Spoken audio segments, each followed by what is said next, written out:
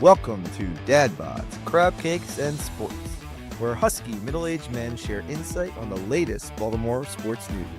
From the bank to the yard and beyond, we're breaking down the Ravens, Orioles, Terps, and more. Baltimore's best sports podcast starts right now.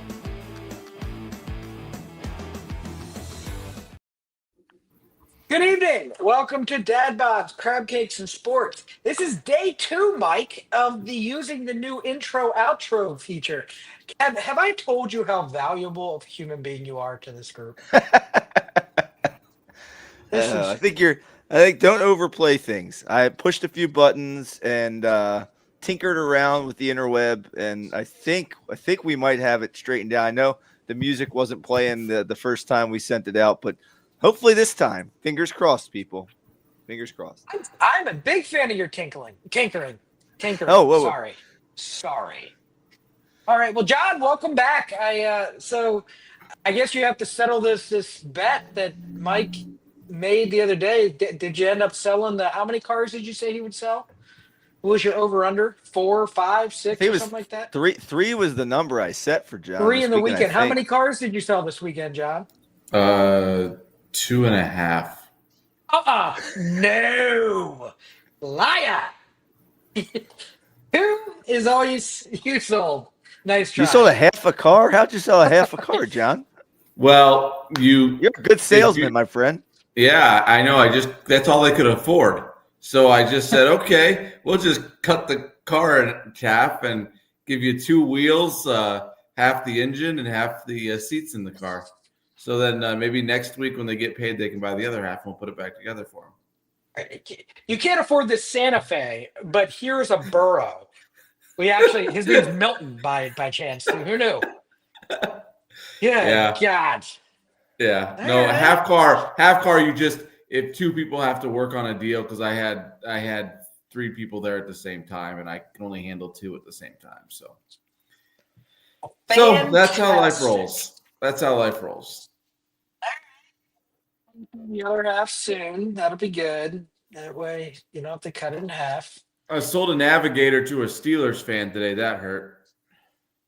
No, it doesn't. He comes in with a steel. Their money's still green, John. Well, Their money's still green, buddy. It's still hard. It's hard. Yeah.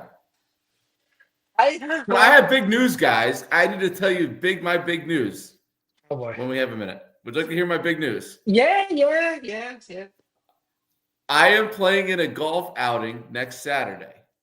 So I ran into a problem because what do you need to play in a golf outing? What's the number one thing for a golf outing? Friends. Beer. Well, after that. Golf clubs. Golf clubs. So, yes, I went on Amazon today, and they had a set of golf clubs, I don't know, some off-brand, for 50% off. So I bought myself a set of golf clubs, a bag, some golf balls, and some tees. So I'm going to go play golf next Saturday. That's outstanding. It's exciting. I'm excited. So I want to take the over-under of how many of the 24 golf balls I'll have left by the end of 18 holes. Oh, well, it's a tournament, right? So it's best ball? Yeah, it's a scramble, yes. If I had to guess, I'm going to say you'll have 6 balls left. Now, yeah, because when you're playing best ball, John, like everybody hits a ball. If you spray it into the woods, the other guy sprays it in the woods, and then someone puts it right down the middle. I mean, we're not going to get poison ivy and hang out with the birds. Like, we're going to the ball, and you're going to say bye-bye to your $2 ultra ball, and we'll head forward. Right. That's exactly it. So I don't know, excited. Man. I disagree. Like, look who you're talking to, Mike. You're talking to a Lanscraner. He's going to go into the woods. He's going to battle the Gators for the ball.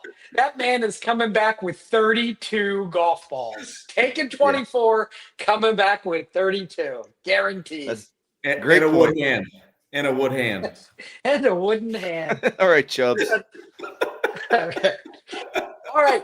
Somebody give me an update on this baseball game. World Series. Actually, I'll do it. World Series, Game 7, Blue Jays and Dodgers. I have bottom of the 6th, 3-2 Blue Jays. Is that what you guys have still? Or delayed? Yes. I have 3-2 with Blue Jays runner on first base. Yep, bottom of 6. Yeah, I mean, based on how the whole playoffs have gone, based on how these games are going, I really have a feeling this game's going to come down to the last at bat. Just a thought. I know last night we were texting back and forth because it came down to the end. What was it? Barger got doubled off at second base. I watched that playback like 3 or 4 different times. I don't. When Jimenez hit the ball, I didn't think it was like a hit. You think it was dropping? Yeah. No, he caught the ball. I know you can't see me if you're listening to this on Apple Podcasts, but he caught it up in his chest, shoulders. And I'm like, oh. And he didn't get that great of a jump. I mean, he got a jump, but it didn't seem like it was a low line. When you text me, because I didn't see the play, you're like, low line drive. I was like, oh, okay. So the guy caught off his shoe tops. The man caught it 3 steps in at his chest. And yeah. Well, I mean, Jason, the play before that was the Barger double that wedged between the wall and the warning track. And if that ball doesn't wedge there, I think at least 1 run scores. And you have a runner on third, and that fly ball maybe is a sack fly situation. So you feel for them in that situation. But I love that these games that I really don't have a rooting interest particularly are coming down to the wire because it makes it fun to watch. Yeah, I mean, to me, what a heady play to put your hands up when the ball gets under there. I mean, when I looked at that too, it wasn't lodged crazy. It was just enough to say, yeah, we're going to get away with this. And, I mean, that saved the game potentially. That put them in that position. It could have gone either way there. That's crazy. But yeah, I mean, so far, great series. What were you say, John? Yeah, well, here's the thing. Like, just on playing devil's advocate for him on second base is whatever angle he was at, like we get the angle from above. Right? We can see the ball, the guy, where it is, where he's looking at it coming at him. So, when it's coming at him, it probably looked, and I heard somebody else on a radio show or podcast would say something similar, that it may have looked to him like it was dropping. And the third base coach was worried about the guy on third and not him. So the angle could have played into it, but it's still, he should have stayed on second base until he was sure that ball was down because his run, he didn't matter. He didn't matter until that run in front of him scores anyway. Correct. And it looks like the Blue Jays just scored again. It's now 4-2 in the bottom of the 6th. So we'll see how that plays out. But just going back to that, though, I mean, I played a lot of baseball in my life. Like base running was one of the things that I enjoyed the most of it. But I've never played it, obviously, at this level in a game this big where you're amped up. You got so much stuff going on. You're excited. You were worried about getting to the plate.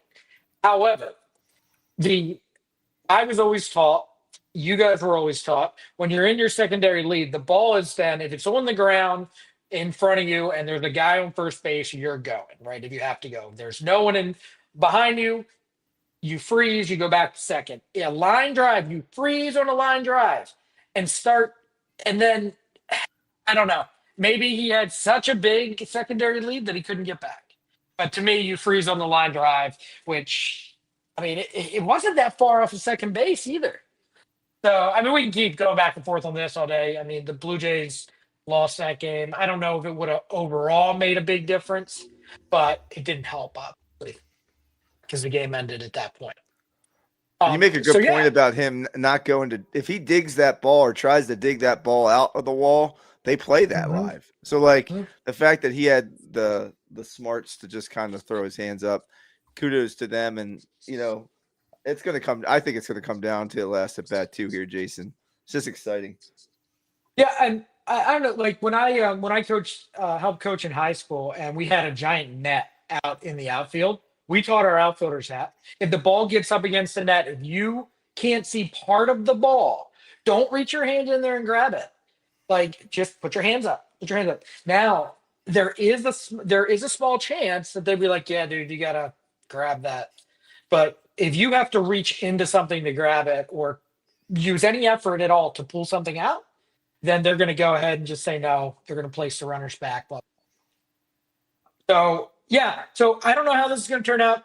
I do think it's going to end at John. If you want, do you think this is coming down to the last at bat as well, or do you think the Dodgers are coming back? What are your thoughts here? Nah, I think it's going to come down to the last at bat. I mean, it's Springer up now with a runner on second base, but I think it's going to come down to that last at bat, and it's going to come down to, former Oriole Sir Anthony Dominguez.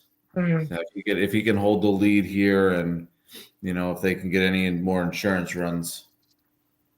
Well, that's something else. I see. You said Springer's coming up to bat. Last night, no, Springer just got out. Speaking of Springer, he was the one that was going to bat next, and he is red hot, white hot in these playoffs, and he's been very clutch. It would have been very interesting to see how that played out. And he's dealing with an oblique strain, which right. For him to be able to do that and to gut it out, he had 2 hits in his first 2 at bats tonight. So that guy's white hot. We had nailed it a knee the other night too. He took a fastball right off the kneecap. What was that, game 2 game 3? So he's a little banged up. Yeah, when I was talking to obviously, we had Mr. Steve Molesky on here last week, and he'd cover earlier in the week, and he covered the Orioles for years and years and years. And one of the things that we were talking about were the comparisons between the Orioles and the Blue Jays, and what the Orioles have to do to get to where the Blue Jays are. And I'm going to say the same thing, guys, that I have been saying since we started this thing back in January, February of last year, that it comes down to gritty, hard outs, really good at bats. And we're going to get into additions the Orioles can make, changes they can make here with free agency a little bit later. But to me, it's just like watching Bo Bichette grind out at bats, watching George Springer grind out at bats. I mean, the LA guys, Freddie, Freeman. Now, obviously, I just named out of those guys. I mean, Freddie's a Hall of Famer. I don't think George Springer is. Bo Bichette, I mean, jury's still out on that one. He's got a long career left. But yeah, I mean, that's, to me, Mike, I want to see hard-nosed, really good at bat, tough outs in your lineup. And I don't feel like the Orioles, I mean, they don't have anybody like that jumps to mind. Gunner's good, but nobody jumps off the page at me that's like that. No. And I'll talk about later on some guys I think that we could add to the fold that might change some of the dynamic of our lineup, because grinding out at bats was not our MO last year. And in the Buck years, I think, we were doing that quite a bit, guys like Alejandro De Aza, guys like, I mean, even that, and you see that in Toronto's lineup with Barger and Alejandro Kirk and some of those guys who are really, not your household names, but they're taking their time and working 3-2 counts and putting pressure on pitchers. And when you do that, good things happen. And John, for me, it's I would love to see, again, the Blue Jays are going to be one, if they win this, they're going to be one of a few teams like the 91 Twins. They went from last place to first place. One of the Red Sox teams did it.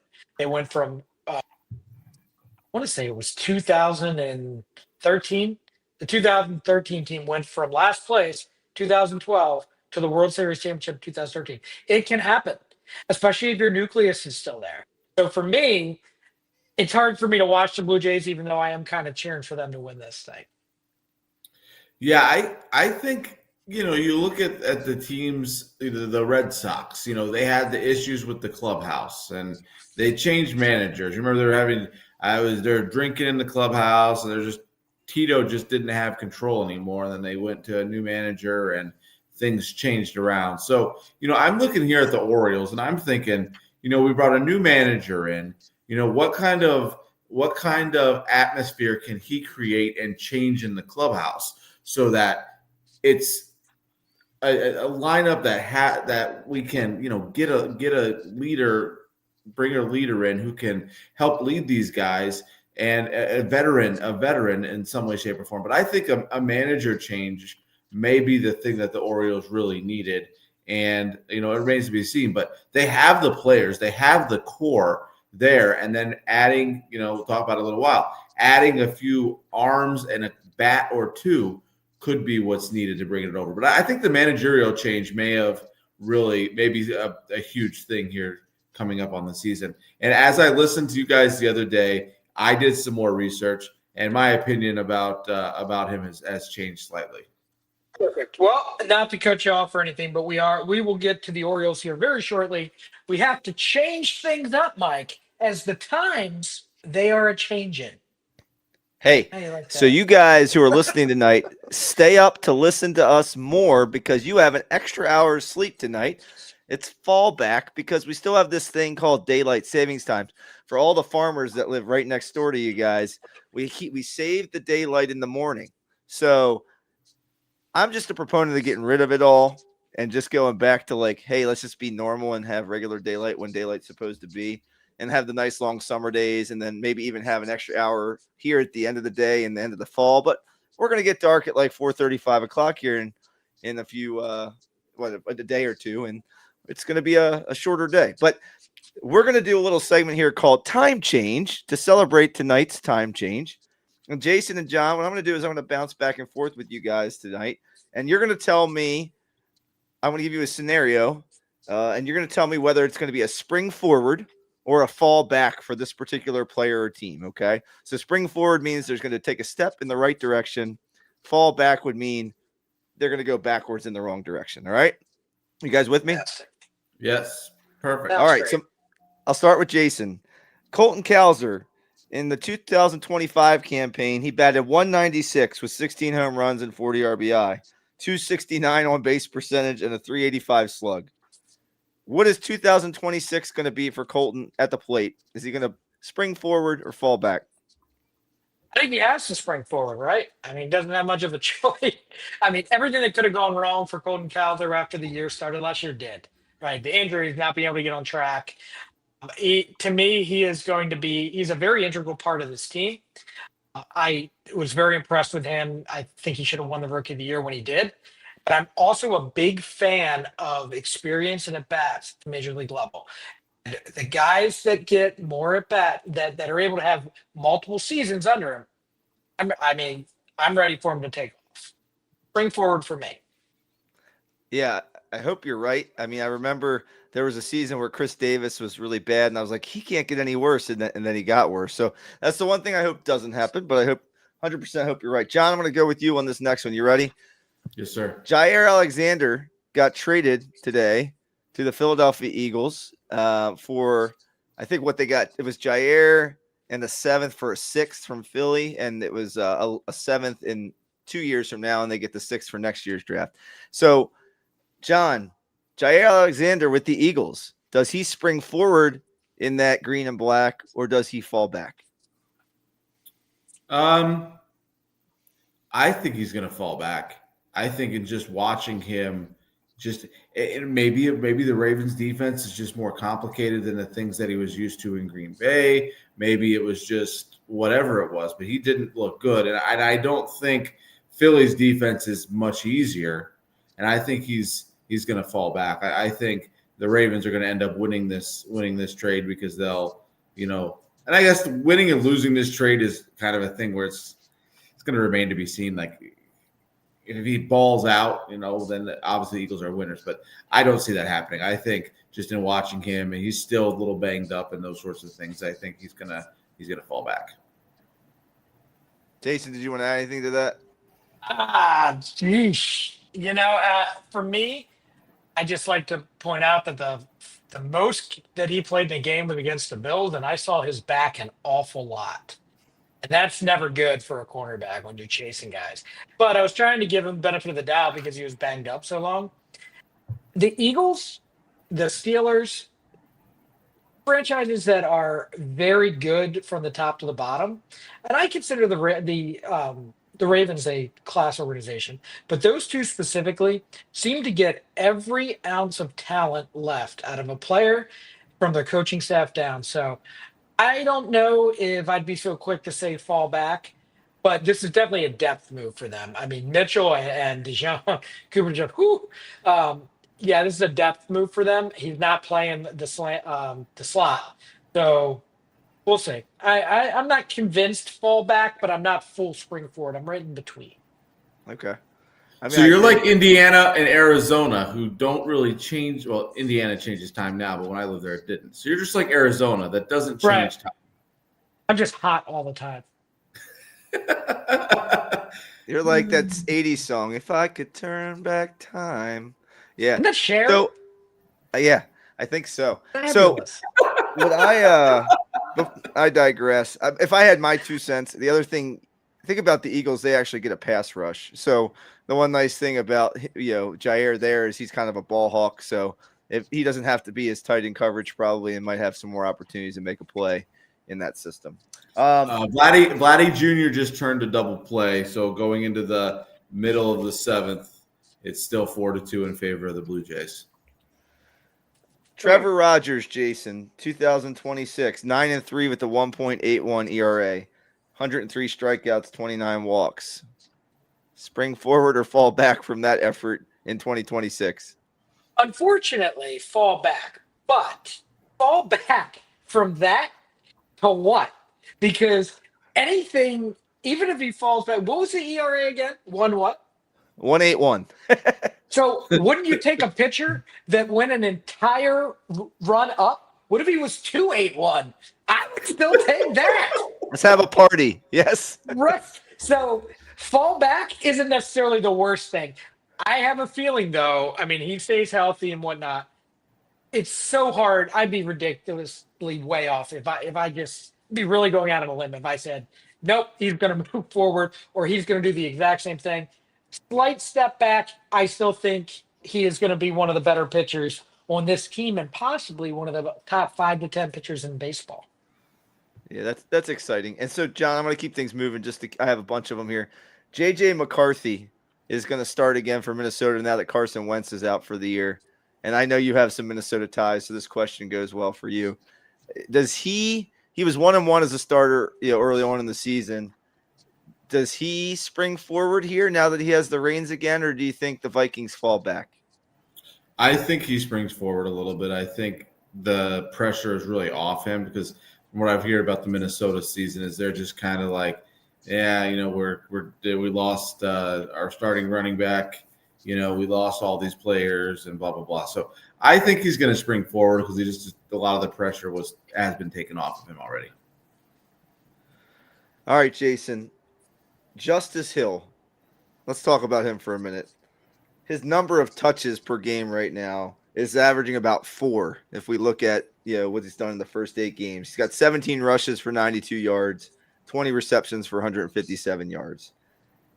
Do you think this springs forward in the second half of the season or falls back with the emergence of Keaton Mitchell? Oh, I hope it falls back. I hope it falls back because if Justice Hill's in the game, it means that the Ravens are most of the time trying to come back. That means Derrick Henry's out of the game. That means you're down in distance. It's much farther. So, like how I want things to go as a Ravens fan, I'm hoping he doesn't play as much. But, man, when he's in there in certain situations, if he doesn't turn something into nothing almost every time. I mean, they throw the ball to him and he just takes off. Like he's a great mismatch and a great mix of what they have. Keaton Mitchell, though, can also go between the tackles. He can go outside the tackles. He can catch the football. Where Justice Hill, I don't know if going between the tackles is always what you want to do with him, but to throw the other team off every once in a while is a good thing. But I hope he takes a step back because I want the Ravens to continue to use Derrick Henry and be ahead in games. John, Mike Green, I think you know who he is. I think you might or may not have a love affair with him. They've been dating for 3 months now. It's great. So happy. How are things going between you and Mike? Good? So Mike Green, he has had 349 total snaps. He's averaging about 44 snaps per game right now, which, week 1 wasn't so great, but really has been 80%, high 70s, 80% of the snap load here as the season's progressed. What do you think as far as the second half? Is that load going to increase or is that going to decrease? As the trade deadline comes and goes and that kind of thing. I think it's going to increase slightly because he's shown the last couple games that he's been able to. He has a sack and a half in the last 2 games, plus a couple quarterback pressures and a few quarterback hits as well. So I think he's beginning to show what they thought of it. And now with Van Noy back, it's taken a little bit of pressure off him. So I think they're going to have him on the field more snaps. Yeah, my hope maybe is that it falls back because we actually acquire a real pass rusher that might help to give you some depth in that rotation. And maybe he doesn't have to be on the field for 82%. Maybe he can be there a little bit more on the pass rushing downs and not so much on first and second down. But we'll see how that goes with the Ravens. Jason, Lamar Jackson is averaging 5 rushing attempts per game and 36 yards rushing a game right now in his he played 6 of the 8 games so far this season. In the second half of the year, what do you think about his rushing attempts? Are they going to spring forward or are they going to fall back? I'm sorry, who was this? Which player? Lamar Jackson. I think they're going to fall back. I hadn't really said anything yet on this, but I was a little concerned with the fact that he didn't take off too much. He was kind of reserved as far as the last game goes. He did run on a few times that he had to. So I do wonder if he's nervous about the hamstring, they want to take it easy a little bit. I do think he falls back as far as running.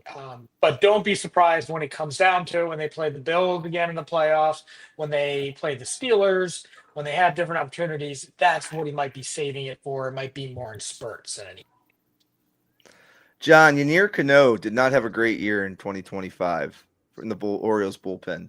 He had a 5.17 ERA and a 3-7 record. What kind of Yannier Cano are we going to see in the 2026 season? Is he going to spring forward or is he going to fall back out of, I guess I would say high leverage situations for the Orioles? I don't know. My heart's telling me he's going to spring forward, but my gut's telling me he's going to stay the same or regress a little bit because, I think there's going to be a lot more pressure on him this year to be back in that all-star level performance because we don't have a closer right now. And will that pressure get to him? I'm afraid it's going to. Jason, the Indianapolis Colts are kind of a juggernaut right now. I think they're 7-1 on the season. The second half of the season, what does that hold for the Colts? Are they going to spring forward? And I'd say maybe that would mean 2 or less losses, or are they going to fall back a little bit? Oh, boy. Is there an option to say they're just going to keep doing the same thing? No. So I would say that they're going to fall back to the mean a little bit. But it doesn't mean that they're not going to run away with that division. I still think they win that division. I think they're the best team in that division. Right now, they're playing the best. But I don't know if they go and win all their games except for one. Now, there's a chance they could end the season with 3 or 4 losses. Wouldn't be surprised. But I don't know if I'd say they would duplicate the first half of this. Just because that's a lot. I don't know what their schedule is. It can't be that great because they didn't win the division. They're playing a second or third place schedule. So. John, do you have an update on the Blue Jays and Dodgers right now? It's 4-2, 2 outs, bottom of the 7th. So regardless of the outcome of the game, the Blue Jays had a great 2026 campaign. 2025 campaign. Next year in 2026, do they spring forward and build on what they've done this year, or do they fall back?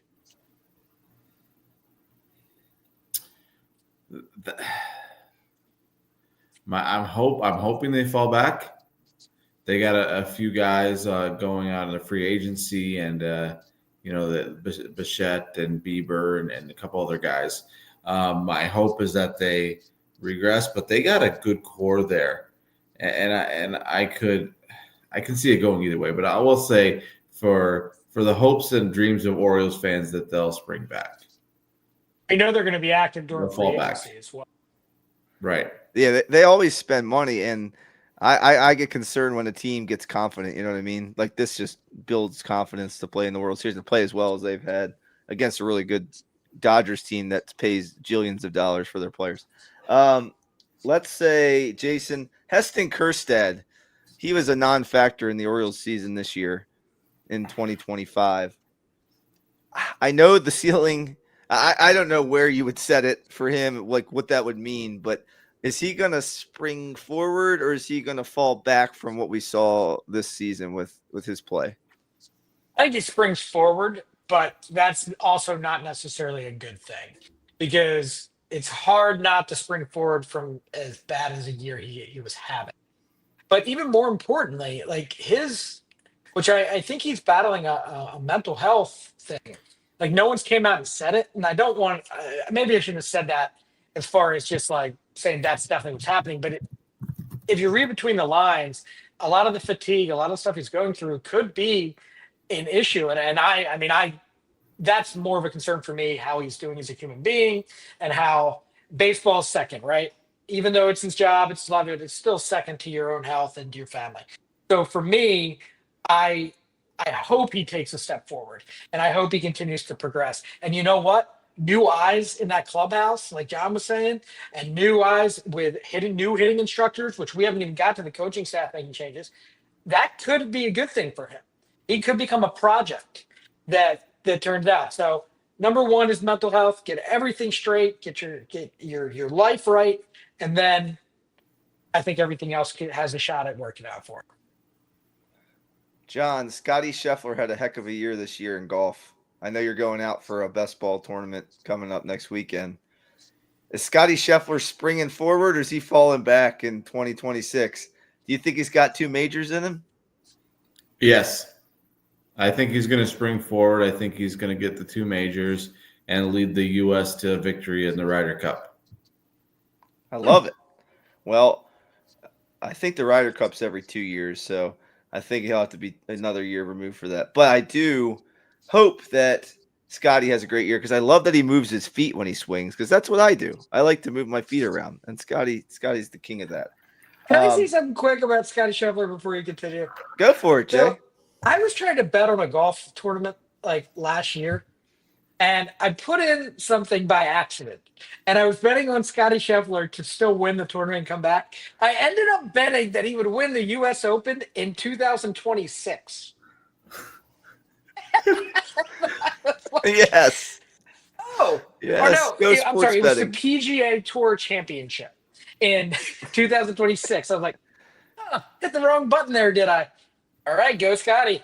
Spring forward, Right. Scotty. Exactly. Yes. All right, Jason, I got a soccer question for you. Fabulous. You got the U.S. men's national team coming up in the World Cup. They've had some issues here of late. I'd say, do they spring forward in this World Cup or do they fall back? And I would say spring forward for them would be to at least get out of their pool. Yeah, I think playing in front of the home crowd gives you a huge boost. You know, not many countries have that opportunity a lot, but for them to be able to do that, as crazy as we are as a country, and with our sporting events and do different things, I do think that they are going to spring forward. What does that look like? I mean, get me into the quarters, like get me into the quarters, make it interesting, be a tough out. I say they spring forward. I got 2 more. You ready, John? This one's for you. James Franklin recently fired at Penn State. James Franklin is a head coach wherever he ends up at his next job. Does he spring forward or fall back? And spring forward meaning, does he finally get over the hump and start winning some big games? I think he springs forward. I think he's selective with the job that he gets a job. You know, the LSU job might be something good for him. But he's going to find something where they're already established, where they already have a good core of players. You got to remember, college football coach only usually has between 1 and 3 years to build a winning program. So I think he's going to figure it out and get over the hump. Spring forward. Last one's for you, Jason. Maryland football did not cover tonight or today. You and I were hoping that the Indiana, it started out pretty well there. We were kind of holding on defensively, and the second half was really, really ugly.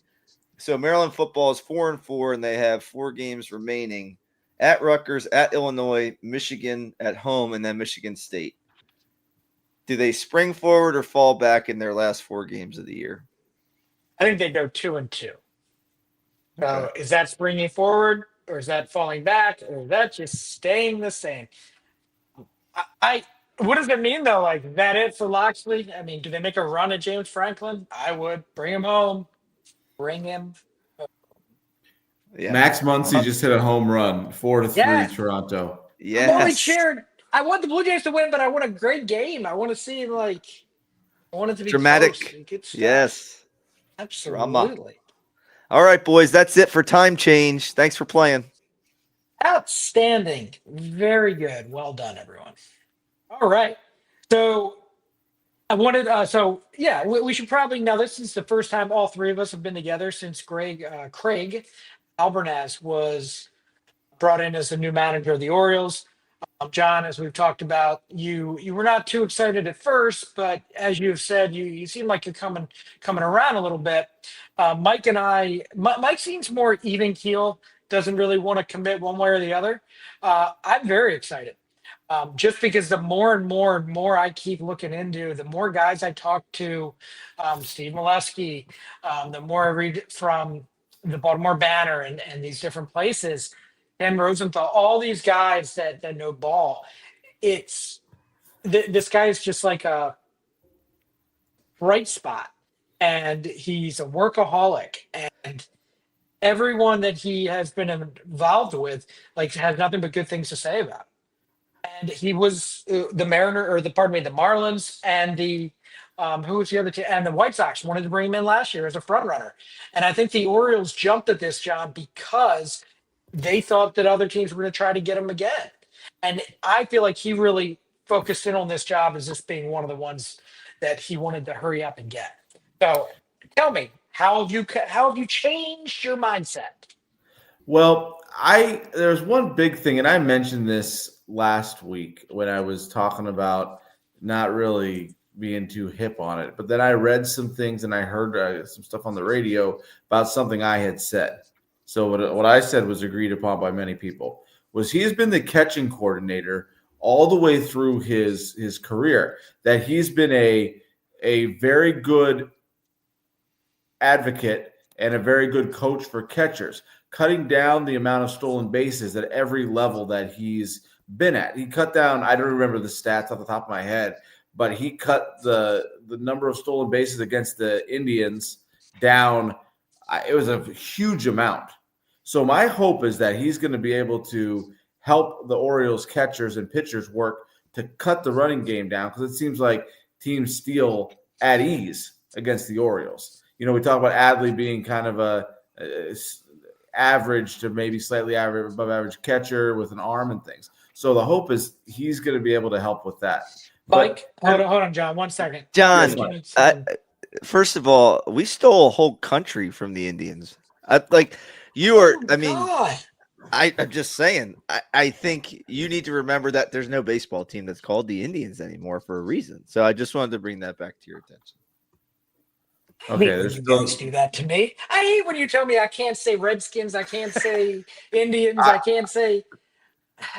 That's why we're on a podcast. The FCC doesn't regulate podcasts. Well, the FCC's not going to yell at me if I say Indians by accident. I mean, I'm well aware we stole their land. That was stupid, dumb. Okay, I wasn't there. I didn't do it. All right, John, continue. So anyway, and then I read some more things about how he relates the players, how he was so good in the Rays system with a lot of these guys that I see on a regular basis, you know, with the Rays. And I think he's going to do well at taking what we have, this core, and moving them to the next level. I think he's going to take guys like Kjerstad, figure out what the hell's wrong with them, and kind of move them forward, spring them forward, give them hope and give them new things. And I think a change of scenery in terms of hitting coaches, in terms of pitching coaches, in terms of everything is going to be what a lot of these guys need. Yeah, I mean, for sure, John. I mean, it's one of the things that you meant, a couple things. Number one, the ability to cut down on base stealing.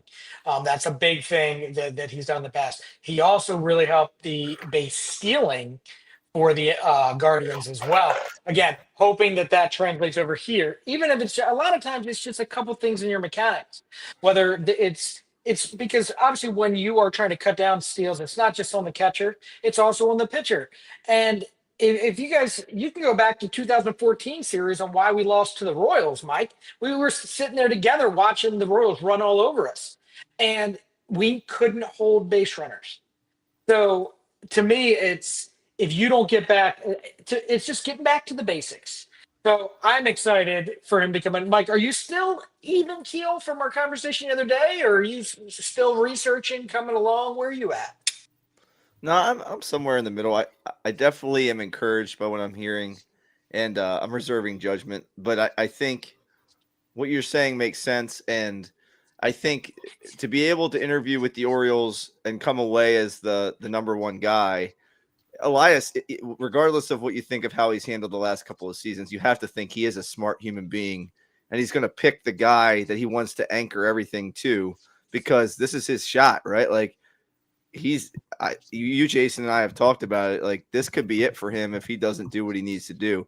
So he's going to pick the guy he thinks that's right for the job. So if he is putting all of his eggs in that basket, that makes me more comfortable. And then obviously hearing the baseball people around, the Ken Rosenthals of the world and all the organization he's come from that have been quality organizations, it makes me think, hey, this guy's got a pretty good track record of success. So I'm definitely encouraged. We talk about our young core a lot. Like we have, John, you had mentioned that we have all the pieces like ready to go. I don't think we have all the pieces. Like, I think we have good pieces, but like, I think we thought, and Elias thought we had all the major pieces. And I think that's what we're finding out is we don't have all the major pieces. So I'm curious to see how this offseason works out. And I know we're going to talk about that in a couple minutes, but I want to see how this offseason works out and what kind of ingredients that Craig has to cook with before I go ahead and say I'm going to endorse him completely. Yeah, another quick question, Mike. So are you doing brunch, or are you picking him up from the old folks' home for early dinner tomorrow with Bruce Bochy? Like, what is your deal with him tomorrow? Brunch after church? Bruce got lost in my neighborhood. I found him the other day. He was in his on his bicycle. He said something about Texas and San Francisco. I don't know if he was trying to figure out where he was, but I took the bicycle away and called him an Uber. So hopefully he's okay. Oh, fantastic. I'm so glad you guys are still friends after all of this. Well done. Okay. So listen, what the funny thing about all of this is Mike and I were talking about this the other day, and I made a mistake because I thought free agency started like 5 days afterwards. Apparently it starts tomorrow, as soon as the World Series is over. Now, what happens though if this game ends past midnight? Does that mean it starts on Monday? Huh? You think about that for a minute. Let's check. So, well, what is midnight? Because there's an extra hour. So I know. Mind blown. What does that do? But it starts at 2. Daylight savings starts at 2. I just threw a whole monkey wrench into my game. 19 innings. Okay. All right. Here's the deal. I need to know, because free agency again, I'm very nervous. I'm very anxious. I'm very excited for free agency because I do think that the Orioles need to identify who it is that's going to improve their team and go get them. Be aggressive. So I want you guys to tell me your top 5 free agents, not for the Orioles yet. Who are the top 5 free agents right now that are going to hit free agency? Let's just assume all those guys that can opt out are going to opt out. So I gave you notice that this is what we were doing. So hopefully you guys did it. Do you want to start at number 5? Yes. Mike, would you like to go first? Sure. My number 5 is Ranger Suarez, left-handed pitcher for the Phillies. He's about 30 years old. There's a whole group of guys around 30 years old. But, year in, year out, between a 2 and 4 ERA, just a solid pitcher in your rotation. I like him a little better than some of the other pitchers that age, just because of his track record and him playing in some big games. So Ranger Suarez for me is number 5. Outstanding. Yeah. I mean, we're going to talk about the Orioles later, but he'd be an intriguing one as well. Go ahead, John. Who is number 5 for you, my friend? I kind of got stuck on this, but I think Cody Bellinger. I don't think you guys might disagree with me, but I think that the hitters in this free agent class are superior to that of the pitchers. I don't know if I would put a pitcher in the top 7 or 8. Probably not until 10. I think the 10 hitters are better than the top 10 pitchers. I wouldn't disagree with you, John. I'm not so wow. sure. Jason, the hell freeze over. It's on its way. Dude, it's freezing here. It is 61 degrees. It is cold. There are lizards falling out of the trees. It is cold. I started my car from my phone like I do every morning. My heated seats and my heated steering wheel were all turned on this morning and yesterday morning. It was that cold. Yeah. Oh, whatever. Okay. Number 5 for me is Pete Alonso from the New York Mets. I obviously we'll talk about the Orioles and whatnot, but that is how the fact that Pete Alonso is number 5 on my list should tell you what type of hitters are already out there. Because any other year he could be in a much better situation. But yeah, Pete Alonso for me is number 5, and it's okay if you guys have guys that we can all have the same guys. It doesn't matter. John, do you have number 4? 4 I think is Bo Bichette. I think he's a shortstop that can fill, and you mentioned him earlier being a tough out, and he's a fairly good defender as well. He's had a few injury bugs, but I think that Bo Bichette in the whole grand scheme of shortstops is probably number 4 on this list, and I think he's gonna command some pretty good money on the market. Outstanding. Mike, what about you? I like Alex Bregman at number 4, third baseman. Yeah, it's funny. A lot of these guys were free agents last year too, but I think Alex Bregman has the postseason. Again, I'm looking at postseason experience and consistency, which he did in Houston, and obviously he had a pretty good year when he was healthy in Boston. Like you said, John, the injury bug is something that kind of might raise some red flags when you get around 30 years old and you kind of have some injury-prone seasons. But he's a glove and a bat guy and a bopper in the middle of your lineup that's going to get on base. So I think those are not easy commodities to find. I'm going to actually pick the same guy at number 4. Wow, Mike. Interesting. Yeah, for me, again, another tough out, a guy that has won multiple rings, that has been there, played in a lot of postseason baseball games. So for me, it's an easy one at number 4. Now, number 3 for me is actually going to be, let's see, where did I put my list? Hold on. Number 3 is, this is a tough one. I'm going to go with Kyle Schwarber at number 3 because I was going back and forth between him. I think we all know who number 1 for me is, but Kyle Schwarber is number 3. Could very easily be number 2 on this list, but his age is somewhat concerning. I guess he'll be 33 going into the season next year, but 50 plus home runs at 32 years old. Yeah, give me Kyle Schwarber. Mike? We're simpatico, my friend. I have the same thing. Wow. Kyle Schwarber, he just hits bombs. He's a bigger fella. He gets on base. But think about him in a DH role in an American, I could think, American or National League now, but I could just see him easily in a DH role too. He could, if he does age and he still continues to hit for power, that's an easy way to slip him into your lineup every day. So Kyle Schwarber just is a great hitter. John, what about you? So I was kind of torn. I saw some videos about this Munetaka Murakami guy from the Yomiuri Giants the Yakult Swallows in the Japanese league. He's a first and a third baseman. He broke Sadahiro O's 58-year-old home run record last year. The guy's a bopper, but can he adjust to big league pitching? And that's going to be the question. I was torn between him, but I'm going to go with Bregman. I think Bregman is number 3. But I'm very interested in this Japanese fellow. He's supposedly a fairly decent defender at first and third base too. But I'll go with. He's Bregman. only 26 years old, John. He's only 26. I mean, But how many? But here's the thing, though: is how many of the big boppers from Japan have panned out? Hideki Matsui did not, but Ichiro, the hitters, the contact guys did, and the pitchers have. And then Matsui was a very good Major League Baseball player. He fit well into that lineup. He was also well protected in that Yankees lineup. Yeah, I think there was a A-Rod lineup and also Jeter was that. I mean, come on. But to me, yeah, his home runs that he hit in Japan did not translate over. You are correct. Right. So, John, Ohtani's the only one, but Ohtani's not human, so it doesn't matter. That's insane, by the way.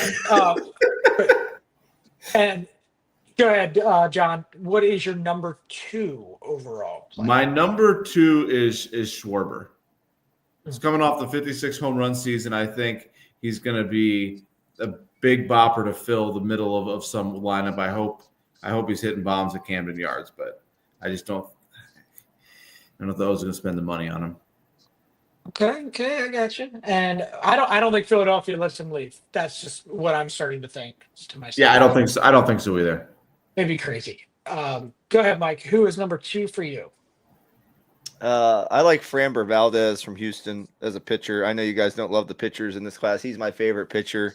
If you look over the last 4 years, in 2022, he had a 2.82 ERA with 201 innings pitched.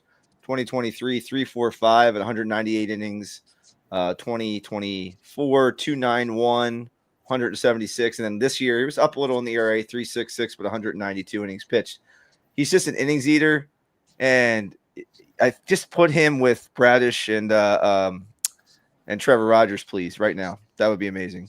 So I like Framber as my favorite pitcher on the free agent market this year. Oh, really? I mean, yeah, I guess. I wouldn't be upset, but that's not my number. And he's got some spunk. He threw at his own catcher, so I love that. That's perfect. Oh, my God. Number 2 for me, Bo Bichette. And let me tell you, there isn't a huge difference between number 1 and number 2 here, but mainly because I'm getting sucked in. I'm getting sucked in from articles that people are writing about him, like about how the Orioles should go after him, and it's driving me crazy. Who mentioned that a couple weeks ago, Jason? Actually, Peter Schmuck just wrote an article about it, and he has a Hall of Fame vote. John, you do not. So I said, I know, but I said this several weeks ago that Bo Bichette you might presented be it as a to question to us on what we thought. Is it a need? No, position-wise. Is it a need in your lineup? Whenever you can get a guy that, let's just pull this up real quick. He's got a 4.1 WAR this year, but he's much better than that. Like, he missed a good portion of this year and last year. But 90 some RBIs, a crap ton of hits, but 290, I believe. That would fit in well in your lineup, right? So for me, that is number 2. There you go. No, he's a very tough out. And I mentioned this. I thought he would be good, but. Well, we may talk more about him when we get to our Orioles free agent thing. But Mike, who is the number 1 player on your list? Kyle Tucker. Yeah, me too. Mic drop. John, you too? Me too. Yes. Me as well. So, I mean, Kyle Tucker is the prize of Bridget. Now, I mean, you want to call it honorable mentions just outside the 5 for me would be Cody Bellinger for sure, but I'm still skeptical of how much he was propped up based on the numbers from Judge, et cetera. But I will say the list that I'm looking at here, the pitchers that are on here, I mean, the WAR from a pitcher is going to be much higher than a position player, right? But for me, when I will always take the player that plays 5 days a week. Now, they have to be at the same level as far, right? So trading Kyle Stowers for Rodgers to me, I'll do 10 days, like 10 times out of 10, right? Always will do that. Now, will I do Trevor Rogers for I don't know, Gunnar Henderson? No, I wouldn't do that 10 out of 10 times. But so it's a difference. They have to kind of be in that same area. But Dylan Cease for me, Mike, is my number one pitcher. I think I can't get away from it. I'm probably getting sucked into something I don't want to be involved in. But the Orioles are going to identify if they shop at the top end of that market. They are going to identify who they want and how they can help them get to what Trevor Rogers got. They're going to be very specific about who they're going after. I'm hoping they're not just going to go after the leftovers like they did last year. No, I agree with you. I don't know what kind of real possibility they had of trading for Dylan Cease before, but I know his name has been bantered about. He was my number 6 guy, actually. He was the guy just outside the top 5 for me. I also had Bichette, Alonso, and Bellinger all hovering around the top 10. But like I said, pitching is a need for the Orioles, so I've honed in on that a little bit. But we'll talk a little bit more about that in a few minutes. Yeah, we're going to actually jump right into this now. John, do you have an update on the World Series? It's 4-3 going into the top of the 9th. Man, last at bat. Yes. Woo! Who's coming up for the Dodgers? Can you tell us? Can you do a little? Don't know. Let me. Yep. While you're doing that, so we're going to do our top 3, your wish list of top 3 free agents you want the Orioles to sign. I mean, try to stay realistic, but that's fine. Like, I mean, if you want to say Bregman, Schwarber, and Tucker, by all means. But let's try to stay a little within reality. Yes, Hernandez, Rojas, and Ohtani. This could be great. You got to get Shohei out. Who's pitching? Hoffman is pitching for the Blue Jays. Oh, could have been an Oriole Hoffman. Actually, technically was an Oriole for 5 minutes. All right, Mike, who is your number 3 on your list? I got 7, but I guess I'll just narrow it down to 3. All right. So I did go. If you're talking about my top 3, I was thinking like real high end guys. No, that's fine. So for my number 3, you sign Alex Bregman. You play him at third base every day. You move Jordan Westburg to first base, and you let him DH platoon with Basayo, and then he still plays 5-6 days a week over there. And then you just plug Alex Bregman into the 3-hole in your lineup or whatever, 4-hole, whatever you're going to put him in every day. And there's your big stick that's going to protect your lineup and somebody who's going to play great third base game in and game out for your team and change the dynamic of your entire lineup. So does that mean you're trading Cody Mayo? Yeah, I mean, I assume the Orioles are going to trade for a pitcher. I think the way I think they're going to handle pitching is I think they're going to sign one free agent that's hopefully at the top 7 or 8 guys out there. And then I think they're going to trade for somebody as well. So I think they'll get 2 pitchers, but I think they'll acquire one. And I think if you're looking at how they do that, I think you're looking at the list of names like Mountcastle, Mayo, Kjerstad, even maybe Beavers, McDermott, Povich. Those guys might move at some point to get a pitcher.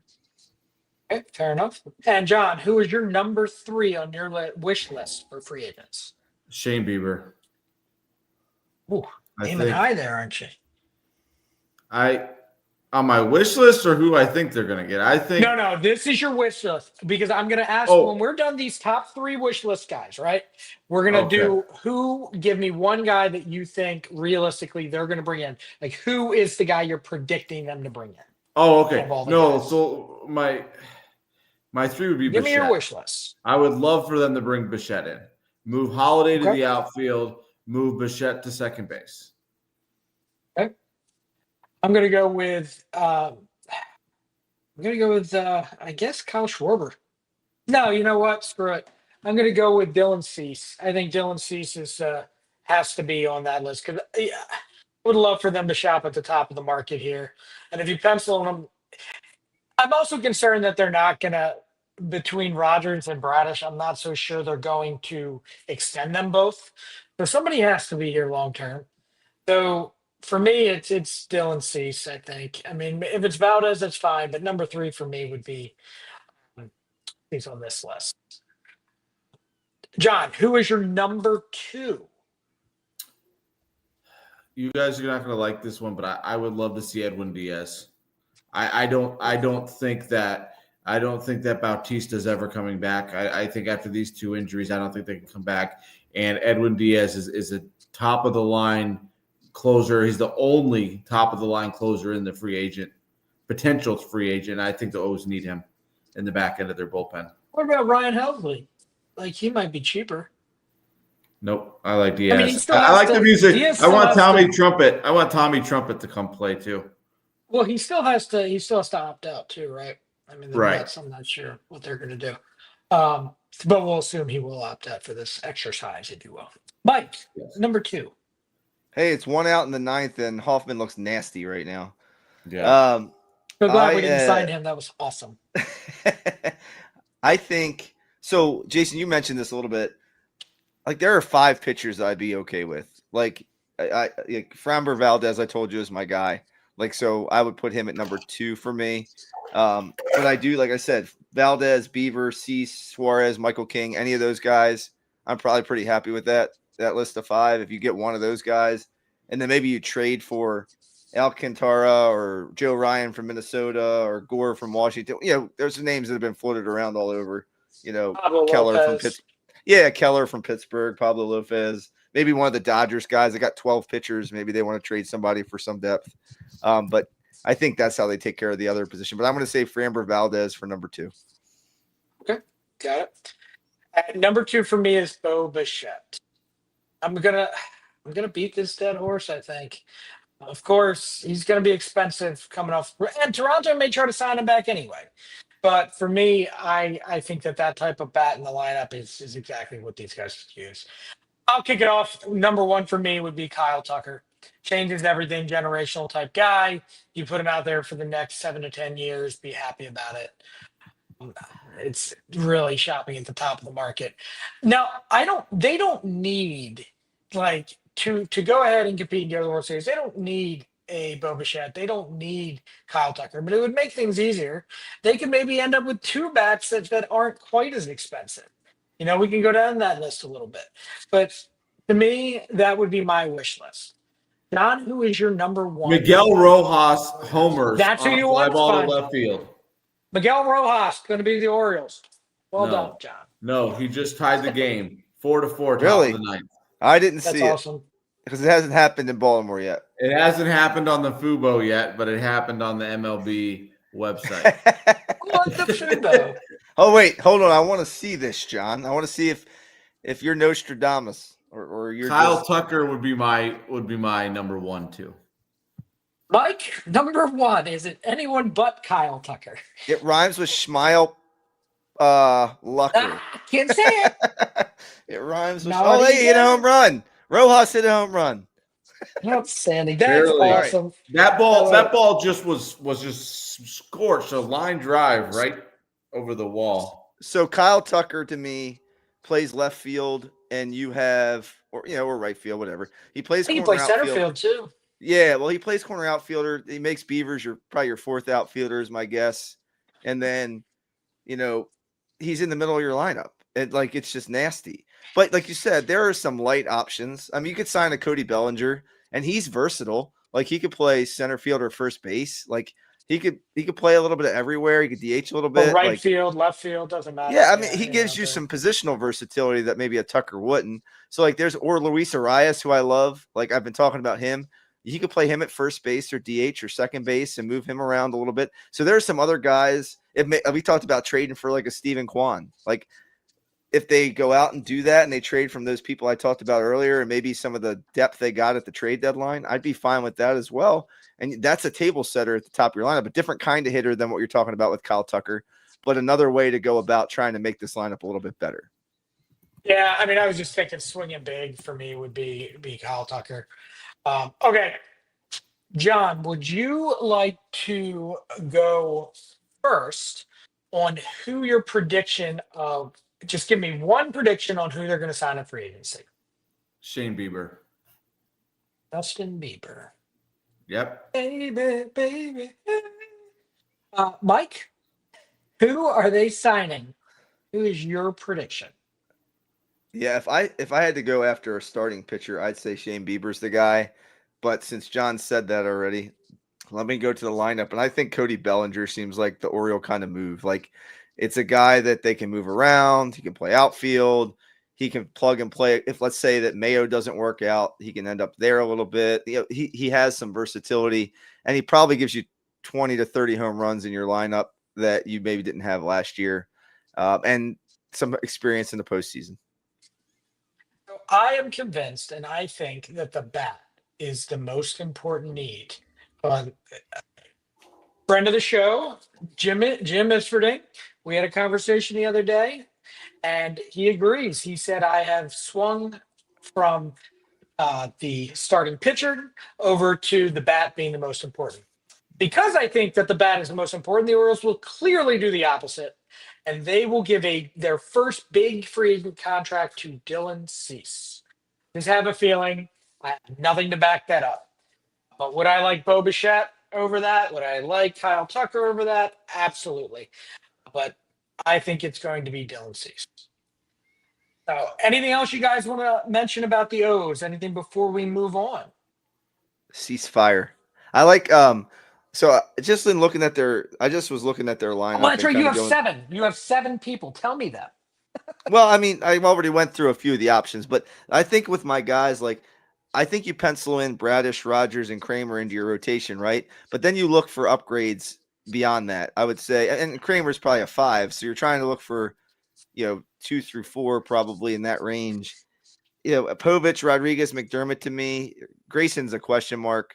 Povich and McDermott, you don't really want in your rotation, but they're guys that you can have for depth or you can use to trade.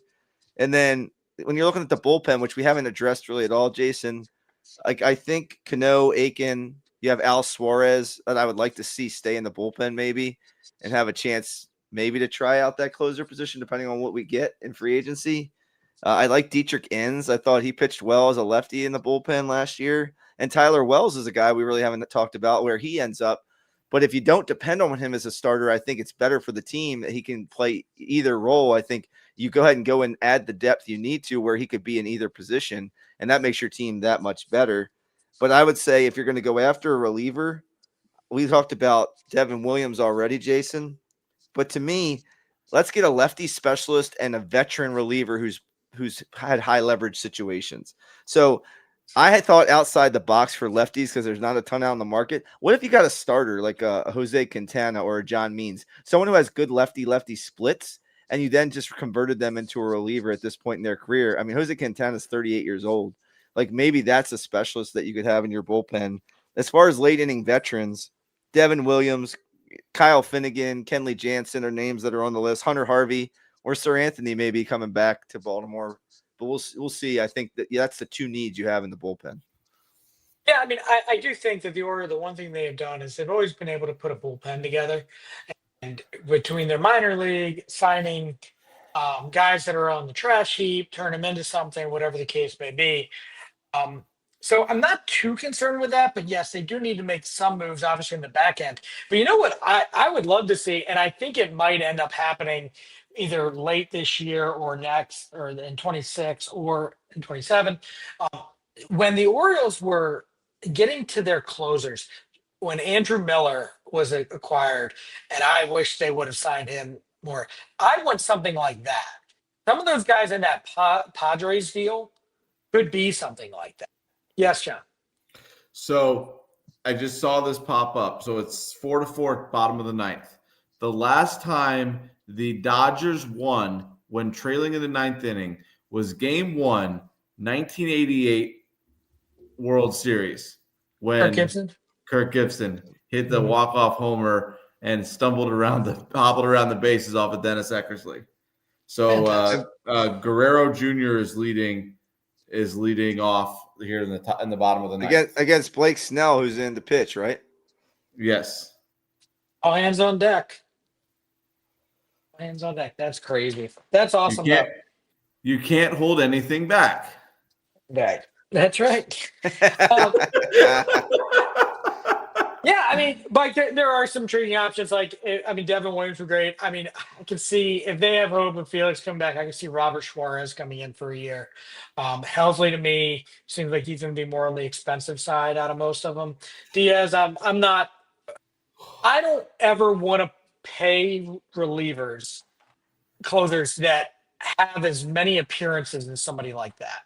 To me, you're just asking for, because relievers to me are a dime a dozen sometimes. So we'll see how all that plays out. I do like the idea of the starters, but what I was getting at with the Andrew Miller type thing, if you could bring in a guy that's like unhittable that to get to your closers, what just happened? Vladdy just hit one to the warning track. That's your reaction for warning track power? I'm sorry. I thought it was out originally, and I'm like, oh my gosh. He just missed. Well, so did Ohtani, though. and just to remind everybody, like as excited as we are as free agency, it could possibly be kicking off here tomorrow. So we'll see how fast things move. I'm not sure, but I am very optimistic on these things. All right, fellas. The next thing, ballpark figures. And you guessed it, another Orioles category for you guys. Oh, goody. Yeah. Do you not want the Orioles? Do you want me to come up with something else? No, I mean, you know the Orioles. You cheer for them. We'll just guess the same people we've been guessing. They'll pop 3/4 Eddie of them. Murray, Cal Ripken Jr., Brooks you want Robinson. me to choose something else? I can choose Irvin Shocker. Here, this is what we're going to do. And yes, Irvin Shocker is always the correct answer, no matter what the conversation is that we are having. So it's what we're going to do. We are going to skip this. We're tabling this for a segment, and we're going to skip to the Ravens-Dolphins recap. So I'm going to do just some quick looking here. So Thursday night, Mike and I were right. We chose the Ravens. I'm assuming John also would have chosen the Ravens. So we're all there. I mean, dominant performance for me, Mike. I could see how things could have been different if the Dolphins were able to connect on a couple things. They had a stupid penalty on the 1 yard line that made them have to kick a field goal, or 4th and 1, pardon me, that made them have to kick a field goal instead of going for it. Lamar, like I said, going into it, looked a little rusty at first, then was just fine.